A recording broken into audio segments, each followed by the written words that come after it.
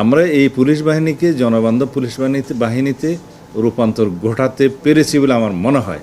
শিষ্টের পালন এবং দুষ্টের দমন, এটা আমাদের নীতি। আইনশৃঙ্খলা বাহিনী, পুলিশ বাহিনীর ভাবমূর্তি নিয়ে আপনি কথা বলেছেন।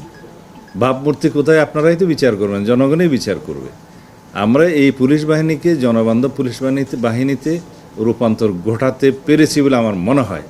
তাদেরকে নৈতিকভাবে আমাদের উৎসাহিত করা দরকার এবং তারা যাতে সামনে জনপ্রত্যাশা অনুযায়ী, আইন অনুযায়ী আইনের শাসন বাস্তবায়নের জন্য কাজ করে, সেজন্য তাদেরকে উৎসাহিত করা দরকার। আমরা যেমন বলেছি আগেই যে রিওয়ার্ড অ্যান্ড পানিশমেন্ট নীতিতে বিশ্বাস করি। ভালো কাজের জন্য স্বীকৃতি, মন্দ কাজের জন্য তিরস্কার। শিষ্টের পালন এবং দুষ্টের দমন, এটা আমাদের নীতি।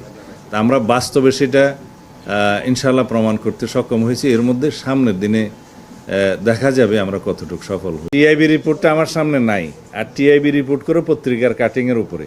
টিআইবি কোনো তদন্ত করে না।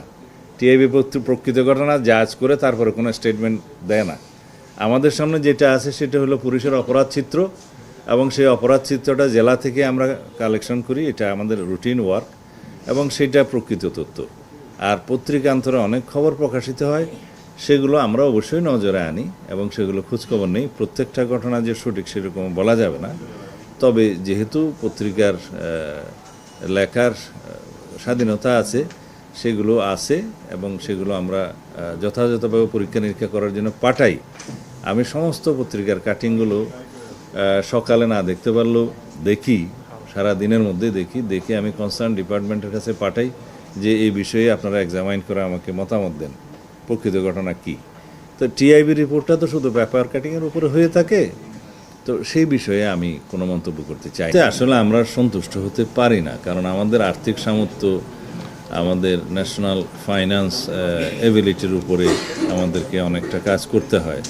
আমরা জানি পুলিশের এই আর্থিক সংকটটা আছে।